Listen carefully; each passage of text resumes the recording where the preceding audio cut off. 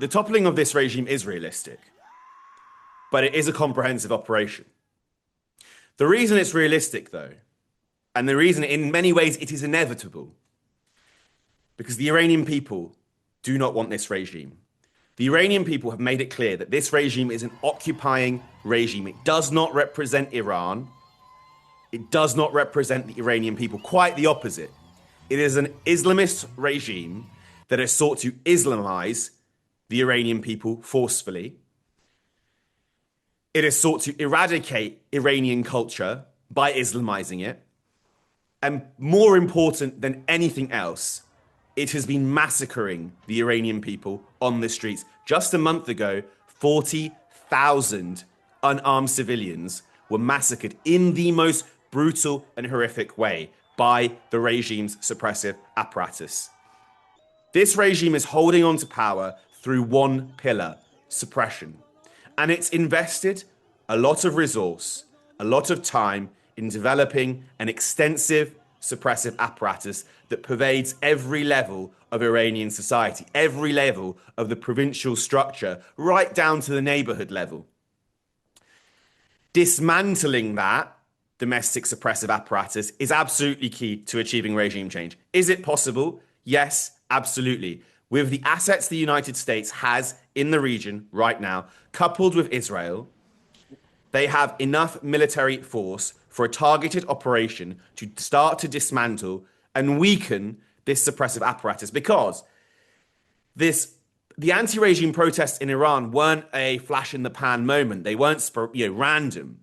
This goes back to 2017. It's a movement that started in 2017, occurred again in 2019, reoccurred in 2022, 2023, and again last month. The cycle of protests and suppression will continue until you change the balance of power between unarmed protesters and the fully armed and fully radicalized IRGC suppressive apparatus. The only way to do that is through a targeted military operation, an external military operation. This isn't a case of days. It's going to be a comprehensive operation because, as President Trump did say, he wants to provide the space for the Iranian people to reclaim their country, to make Iran great again. That is going to take time because, as I said, they have created an extensive suppressive apparatus. And the only way to give the Iranian people the real space is to target and start to dismantle that. So I think we're not talking a case of days, we're talking months, perhaps longer. The MEK is a Marxist Islamist organization. It hasn't got a support base in Iran. So the idea that the MEK would come in and do anything, I think that's ludicrous. They do not have a support base in Iran. They are a deeply unpopular organization. They are a Marxist Islamist organization.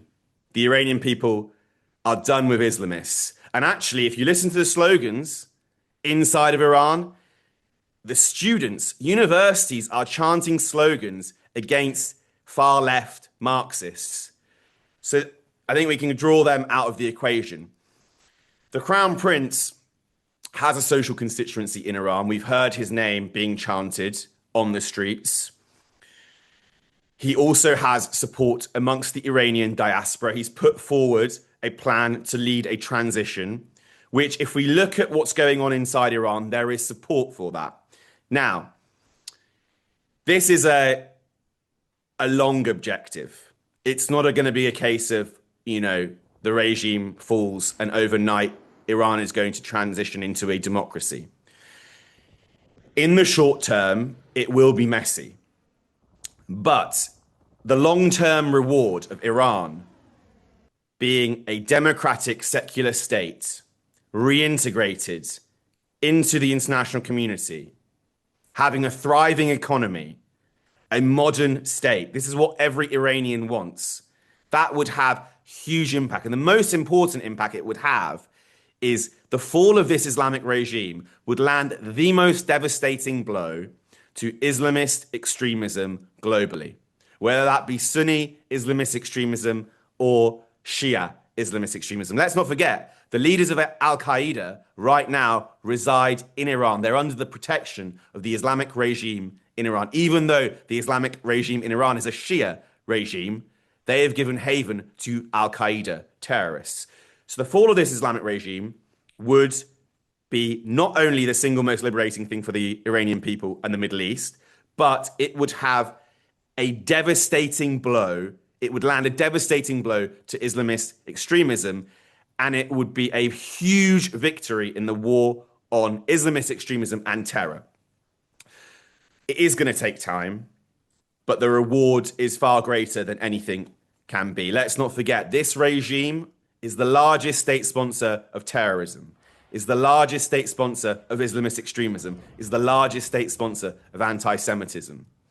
So it is the fundamental source of destabilization. You hear a lot of people saying, oh, no one wants chaos. This regime is the cause of chaos in the region. Not just in the region. Look at what they're doing in Ukraine. They are Putin's biggest military backer in the war in Ukraine. Global terrorism. They have their hands everywhere. As I said, 20 terror plots foiled on British soil. So the fall of this regime is going to be hugely beneficial, not just to the Iranians, but also the West more broadly and for global peace and security. But it will take time because these events are messy. Of course they are, but it is worth it. Khamenei has created, as we revealed in our reports, an extensive apparatus, the Office of Supreme Leader, the BAIT, previously before the publication of our report. And our report really put information in the public domain that was previously only accessible to the intelligence services.